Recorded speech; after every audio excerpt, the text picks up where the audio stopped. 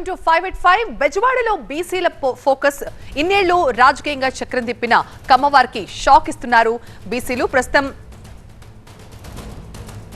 రాబోయే ఎన్నికల్లో MP ticket ఖచ్చితంగా బీసీలకే ఇవ్వాలంటూ వాళ్ళు డిమాండ్ చేస్తున్నారు. 40కి పైగా బీసీ కుల సంఘాలంతా కలిసి ఏకవాక్య తీర్మానం కూడా చేశాయి. కొండ మీద అమ్మవారు, కొండ కింద కమ్మవారు. ఇప్పటికీ ఈ ఫార్ములానే వర్కౌట్ అవుతోంది బెజవాడ పాలిటిక్స్ చూస్తే. ఇక్కడ పోటీ చేస్తున్నవారు, గెలుస్తున్నవారు, వాళ్ళ చేతిలో ఓడిపోతున్నవారు అందరూ కమ్మ సామాజిక వర్గం వాళ్ళే. ఎన్టీఆర్ జిల్లాలో ఇన్నేళ్ల నుంచి రాజకీయాలు నడుపుతున్న కమ్మవారికి షాక్ ఇస్తున్నారు బీసీలు. విజయవాడ పార్లమెంటరీ స్థానం ఎప్పుడు ఒక సామాజిక వర్గానికైనా, ఈసారి ఈ స్థానాన్ని బీసీలకు ఇవ్వాలంటూ డిమాండ్ చేస్తున్నారు బీసీ నేతలు. విజయవాడలో బీసీ సంఘాలు, మేధావులు కీలక సమావేశాన్ని నిర్వహించారు. బెజవాడ ఎంపీ టికెట్ బీసీలకు కేటాయించాలని 40కి పైగా బీసీ కుల సంఘాలు కలిసి ఏకవాక్య తీర్మానం చేశాయి. విజయవాడ పార్లమెంట్ పరిధిలో మెజారిటీగా ఉన్న బీసీలకు తీవ్ర అన్యాయం జరుగుతోంది అంటున్నారు ఏపీ బీసీ సంఘం రాష్ట్ర అధ్యక్షుడు మారేష్. కుల సంఘాల ఏకవాక్య తీర్మానాన్ని ఆయా పార్టీలు పరిగణలోకి తీసుకోవాలని కూడా డిమాండ్ చేశారు. ఈ రోజు 40 కుల సంఘాల నాయకులు చర్చించిన మీదట అందరూ ఇనామినస్ గా ఏకవాక్య తీర్మానంగా బెజవాడ ఎంపీ టికెట్ బీసీలకు కేటాయించాలని చెప్పేసి అన్ని పార్టీలు డిమాండ్ చేస్తూ తీర్మానం చేశామని చెప్పడానికి చాలా సంతోషిస్తున్నాము. సోదరులారా, ఇవాళ ఈ రాష్ట్రంలో ఉన్నటువంటి అన్ని రాజకీయ పార్టీ అధ్యక్షులని, ముఖ్యమంత్రి వైఎస్ జగన్మోహన్ రెడ్డి గారిని, తెలుగుదేశం పార్టీ అధినేత చంద్రబాబు నాయుడు గారిని, జనసేన పార్టీ అధినేత పవన్ కళ్యాణ్ గారిని, అదేవిధంగా BJP party, Congress party, CPI party అన్ని పార్టీల అధ్యక్షులకు అప్పీల్ చేస్తున్నాం. విజయవాడ పార్లమెంటు నియోజకవర్గ చరిత్రను పరిశీలించండి. బీసీలకు జరుగుతున్నటువంటి అన్యాయానికి అడ్డుకట్ట వేయండి. 1952 నుంచి 2019 వరకు 17 సార్లు పార్లమెంటుకి ఎన్నికలు జరిగితే కేవలం ఒక్కసారి కూడా బీసీలకు అవకాశం రాలేదంటే ఇది ప్రజాస్వామ్యమా లేదంటే ధనస్వామ్యమా, పెట్టుబడిదారీ వ్యవస్థ అని చెప్పేసి మేము ఈ సందర్భంగా డిమాండ్. విజయవాడ నుంచి మా ప్రతినిధి శివకుమార్ మనకి లైవ్ లో జాయిన్ అవుతున్నారు మరింత సమాచారం అందించడానికి. శివకుమార్, ఈ బీసీ సంఘాలన్నీ కలిసి చేసిన ఏకవాక్య తీర్మానాన్ని ఈ ప్రధాన పార్టీలు ఎంతవరకు పరిగణలోకి తీసుకుంటాయని వీళ్ళు భావిస్తున్నారు? ఖచ్చితంగా ఈరోజు బీసీ నేతలు, మేధావులు, కుల సంఘాల నాయకులు అందరూ కూడా ఒక సమావేశం ఏర్పాటు చేసుకున్నారు. ఈ సమావేశంలో గత 70 సంవత్సరాలుగా కమ్మ సామాజిక వర్గానికే విజయవాడ ఎంపీ సీట్ను ఇస్తూ ఉన్నారు. కాబట్టి ఈసారి వచ్చే ఎన్నికల్లో బీసీలకు ఈ యొక్క అవకాశాన్ని, ఎంపీ సీటు అవకాశాన్ని ఇవ్వాలని చెప్పని బీసీ నాయకులందరూ కూడా తీర్మానం చేసుకున్నటువంటి పరిస్థితి. అయితే అన్ని ప్రధాన పార్టీ నేతలను కలిసి వీళ్ళు విజ్ఞప్తి కూడా చేయాలని చెప్పని ఈరోజు సమావేశంలో ఒక నిర్ణయం తీసుకున్నటువంటి పరిస్థితి. వచ్చే ఎన్నికల్లో ఎవరైతే బీసీలకు టికెట్ ఇస్తారో వారికే బీసీల మద్దతు ఉంటుంది, లేకపోతే వారికి వ్యతిరేకంగా కూడా మా పోరాటం అనేది కొనసాగిస్తామంటూ కూడా ఈరోజు తీర్మానం చేసుకున్నటువంటి పరిస్థితి. ఈరోజు బీసీ నాయకులు, నేతలు అందరూ కూడా కలిసి పలు అంశాల మీద కూడా తీర్మానం చేసుకున్నటువంటి పరిస్థితి. గత 70 సంవత్సరాలుగా బీసీలను ఓట్ బ్యాంకుగా వాడుకున్నారే తప్ప ఎక్కడా కూడా బీసీలకు సీట్ కేటాయించలేదు. ఎక్కడ ఎమ్మెల్యేకి కానీ ఎంపీకి కానీ అవకాశం ఇవ్వలేదు. ఈసారి వచ్చే ఎన్నికల్లో ఖచ్చితంగా బీసీలకు ఇచ్చి తీరాల్సిందే, లేకపోతే మా తడాకా ఏంటో చూపిస్తామంటూ బీసీ నేతలందరూ కూడా ఒక తీర్మానం చేసుకున్నటువంటి పరిస్థితి. ఒకవేళ వచ్చే ఎన్నికల్లో పార్టీలు, ప్రధాన పార్టీలు ఏవైనా సరే బీసీలకు గనక వారికి అవకాశం కల్పించకపోతే వారితో పోరాడేందుకు కూడా మరోవైపు సిద్ధమైనటువంటి పరిస్థితి. ఇండిపెండెంట్గా అయినా సరే పోటీ చేసి వారి యొక్క ప్రత్యర్థులను ఓడించే విధంగా వారి యొక్క కార్యాచరణను కూడా సిద్ధం చేసుకున్నటువంటి పరిస్థితి. ఈరోజు 2 గంటల పాటు బీసీ నేతలందరూ కూడా కీలక సమావేశం ఏర్పాటు చేసుకున్నారు. ఈ సమావేశంలో వారికి సంబంధించినటువంటి తీర్మానాలను చేసుకొని వారు ఒక ఎజెండాగా ముందుకు వెళ్ళాలని చెప్పని నిర్ణయించుకున్నటువంటి పరిస్థితి. వచ్చే ఎన్నికల్లో మాత్రం అన్ని పార్టీల నేతలు బీసీలకు ఈ యొక్క అవకాశాన్ని కల్పించాలనేది వారి యొక్క ప్రధాన ఎజెండాగా చేసుకొని ముందుకు వెళ్తున్నటువంటి పరిస్థితి అయితే కనపడుతూ ఉంది. థాంక్యూ శివకుమార్. 2 తెలుగు రాష్ట్రాల్లో ఓటు హక్కు వివాదం ప్రస్తుతం ఏపీలో దుమారం రేపుతున్న అంశం. ఇందులో జనసేన నేత నాగబాబుపై విమర్శలు వెల్లువెత్తుతున్నాయి. తెలంగాణలో ఓటు వేసిన నాగబాబు ఏపీలో కూడా ఓటు కోసం దరఖాస్తు చేసుకున్నారని వైసీపీ ఆరోపిస్తోంది. ఇలా 2 చోట్ల ఓటు ఎలా వేస్తారంటూ విమర్శలు గుప్పిస్తోంది.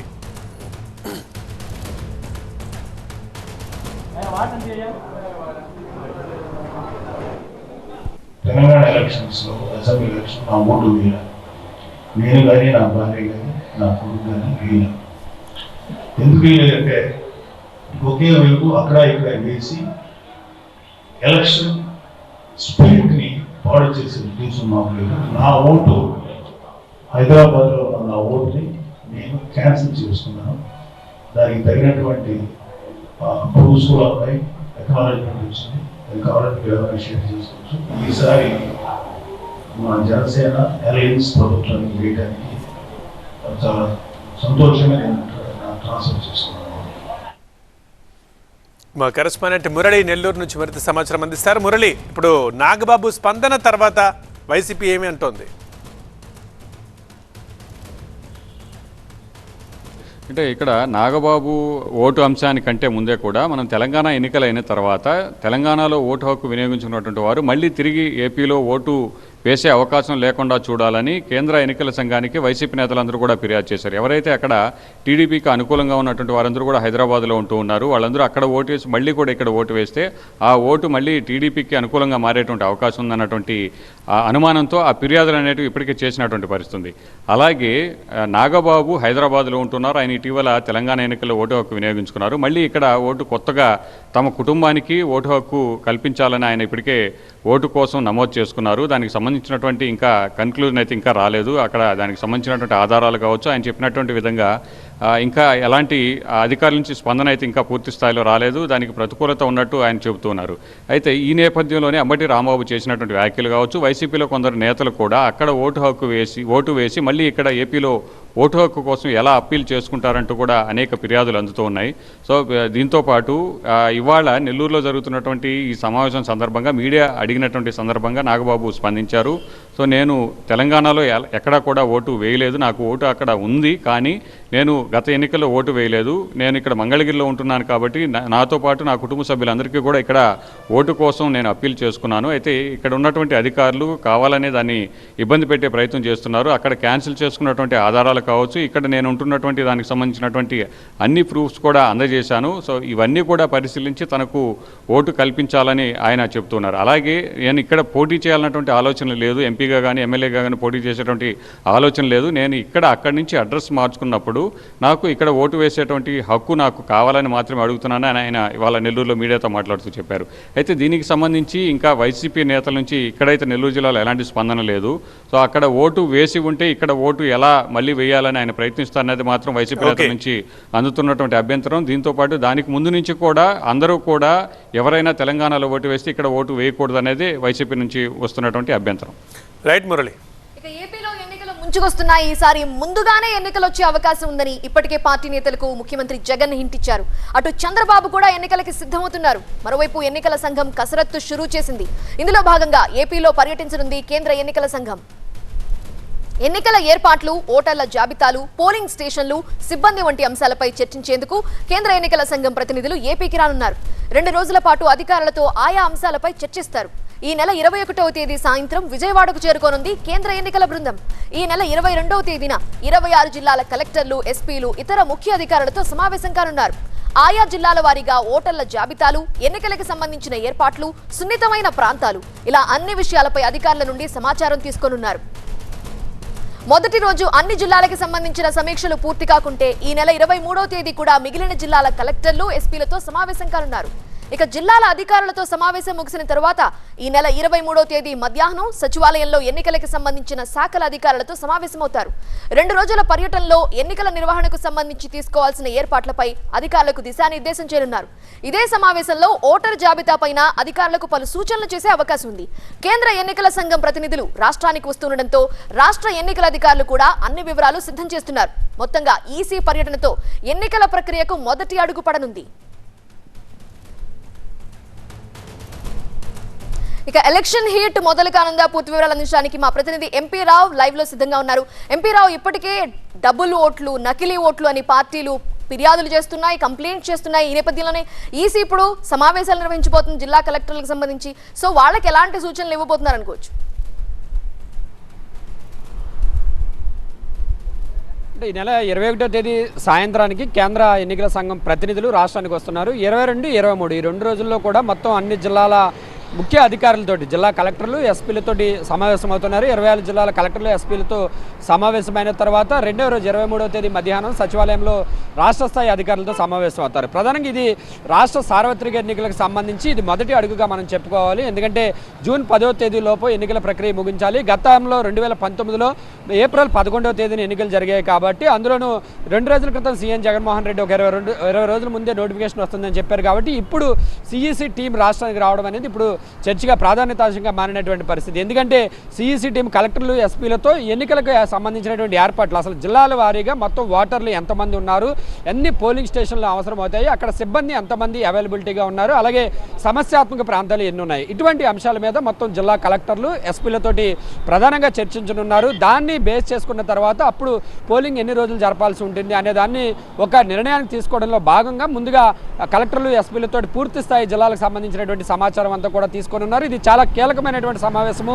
మొదటి అడుగు ఎన్నికల కమిషన్ నిర్వహిస్తున్నటువంటి సార్వత్రిక ఎన్నికలకు సంబంధించినటువంటి ఏర్పాట్లకు సంబంధించిన మొదటి అడుగు కాబట్టి ఇది చాలా కీలకమైనదిగా మనం చెప్పుకోవచ్చు. మొత్తం 26 జిల్లాల్లో కూడా ఇప్పటికే కలెక్టర్లు ఈ సిఈసి టీంకు అందజేసేందుకు మొత్తం అక్కడ ఉన్నటువంటి లోకల్గా ఉన్నటువంటి ఇబ్బందులు కానీ, మొత్తం ఓటర్ల జాబితాకు సంబంధించినటువంటి అంశాలు కానీ, ఇప్పటి వరకు అటు ప్రధాన అధికార పార్టీ నుంచి ప్రతిపక్ష పార్టీల నుంచి వస్తున్నటువంటి కంప్లైంట్స్ ఏవైతే ఉన్నాయో వీటన్నింటినీ కూడా క్రోడీకరించి మొత్తం ఈ సమావేశానికి హాజరు కావాలని చెప్పి ఇప్పటికే రాష్ట్ర ఎన్నికల ప్రధానాధికారి అన్ని జిల్లాల కలెక్టర్లకు ఎస్పీలకు ఆదేశించారు. కాబట్టి 22, 23 తేదీల్లో మరి సిఈసి టీం ఎలాంటి ఆదేశాలు ఇవ్వబోతుంది అనేది కూడా కీలకంగా మారిందని చెప్పుకోవచ్చు. ఎందుకంటే ఇప్పటికే నకిలీ ఓట్ల గల్లందుకు సంబంధించి ఓవైపు రాష్ట్ర ఎన్నికల ప్రధానాధికారికి 2 ప్రధాన పార్టీలు వైఎస్ఆర్సీపీతో పాటుగా టీడీపీ కూడా వరుసగా కంప్లైంట్స్ ఇస్తున్నాయి. అంతేకాకుండా ఢిల్లీలో కూడా టీడీపీ, బీజేపీ, వైసీపీ 3 పార్టీలు కూడా కంప్లైంట్స్ ఇచ్చాయి. సో ఇలాంటి పరిస్థితుల్లో మరి సిఈసి టీం కలెక్టర్లకు ఈ నకిలీ ఓట్లు కానీ, ఓట్ల గల్లందుకు సంబంధించి కానీ ఎలాంటి సూచనలు జారీ చేయబోతుంది అనేది కూడా ఇప్పుడు ఉత్కంఠగా మారినటువంటి పరిస్థితి. ఎందుకంటే ఇప్పటికే డ్రాఫ్ట్ ఓటర్ జాబితా రిలీజ్ అయిపోయింది. ఈ నెల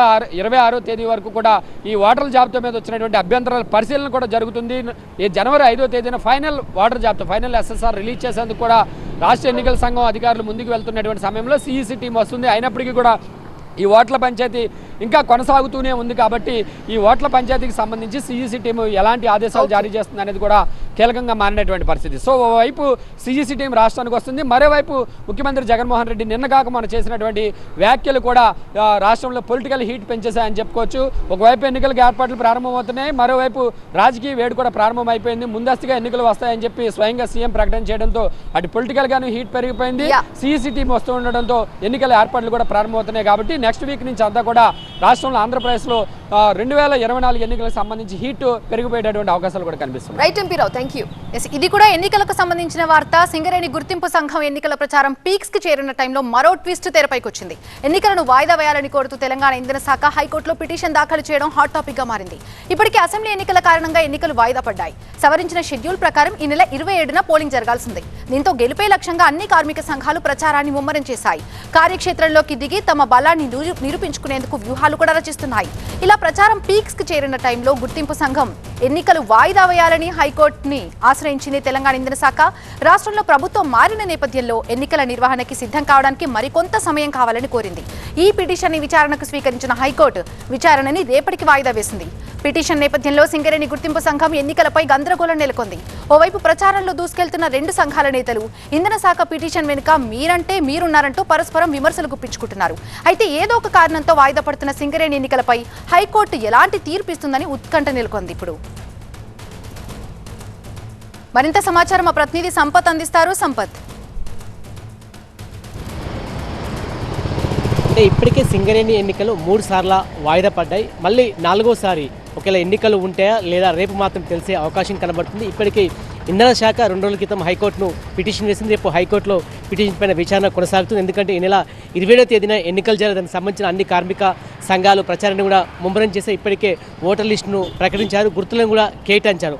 అయినప్పటికీ 2 రోజుల క్రితం ఇంధన శాఖ ఒకేసారి హైకోర్టు పిటిషన్ వేసిన నేపథ్యంలో మళ్ళీ సందిగ్ధత నెలకొంది. ఎందుకంటే ఇక్కడ ప్రభుత్వం మారింది, ప్రభుత్వానికి కూడా ఇంట్రెస్ట్ లేదు, కొంత వాయిదా వెళ్ళే యంత్రాంగం సమస్య ఉంది కాబట్టి ప్రభుత్వమే కొంత ఇంట్రెస్ట్ లేని నేపథ్యంలో ఇంధన శాఖ పిటిషన్ వేసింది. రేపు మరి హైకోర్టు ఎలాంటి ఉత్తర్వులు ఇస్తుంది, ఒకవేళ ఎన్నికలు ఉంటే లేదా రేపు మాత్రం తెలిసే అవకాశం కనబడుతుంది. కానీ మెజార్టీ కార్మిక సంఘాలు మాత్రం ఖచ్చితంగా ఎన్నికలు నిర్వహించాలని కోరుతున్నాయి. ఎందుకంటే కోల్బెల్ట్లో మొత్తం 12 స్థానాలు ఉంటాయి, అందులో 11 స్థానాల్లో కూడా కాంగ్రెస్ విజయం సాధించింది. కేవలం ఒకే స్థానంలో మాత్రం బీఆర్ఎస్ విజయం సాధించింది. అంటే గట్టి పట్టు ఉన్నప్పటికీ ఇటు కమ్యూనిస్టులు కొంత ఏఐటీసీ గట్టి పట్టు ఉంది, అదేవిధంగా ఐఎన్టీస్తో కొంత పొత్తున్న నేపథ్యంలో కొంత సమయం కావాలి కాబట్టి ఖచ్చితంగా ఇక్కడ గుర్తింపు సంఘ ఎన్నికల్లో కాంగ్రెస్ విజయం సాధించాలి కాబట్టి కొంత వాయిదా వేయడానికే ప్రభుత్వం మొగ్గు చూపింది. అందులో భాగంగానే ఇంధనం శాఖ ద్వారా కూడా ఎక్కడైతే హైకోర్టులో పిటిషన్ వేసినా రేపు పిటిషన్ పైన వాదోపవాదాలు జరుగుతాయి. మెజార్టీ సంఘాలు మొత్తం 13 సంఘాలు మాత్రం ఖచ్చితంగా ఎన్నికలు నిర్వహించాలని చెప్తున్నారు. ఇప్పుడు బీకేఎంఎస్, ఐఎన్టీస్, తెలంగాణ బొగ్గని కార్మిక సంఘం అన్ని సంఘాలు కూడా ఎన్నికలు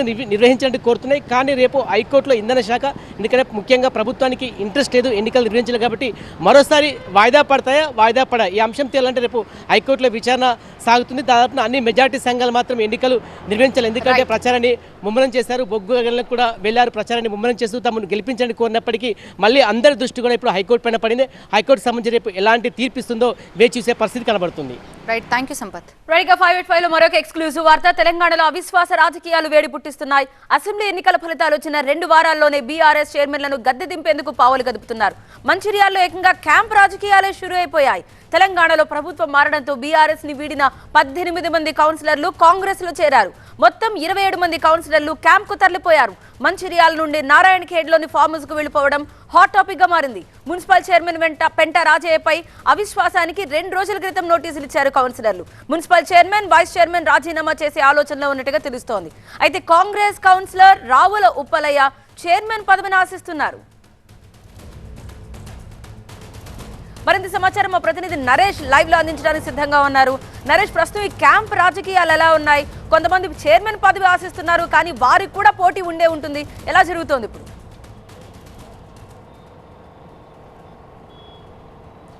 ఎన్నికలు జరిగిన తర్వాత కాంగ్రెస్ ప్రభుత్వంలోకి వచ్చిన తర్వాత రాజకీయ సమీకరణలు ఒక్కసారిగా మారిపోతున్నాయి. రాష్ట్ర వ్యాప్తంగా కూడా మున్సిపాలిటీల్లో అవిశ్వాస అస్త్రాలు సంధిస్తున్నారు.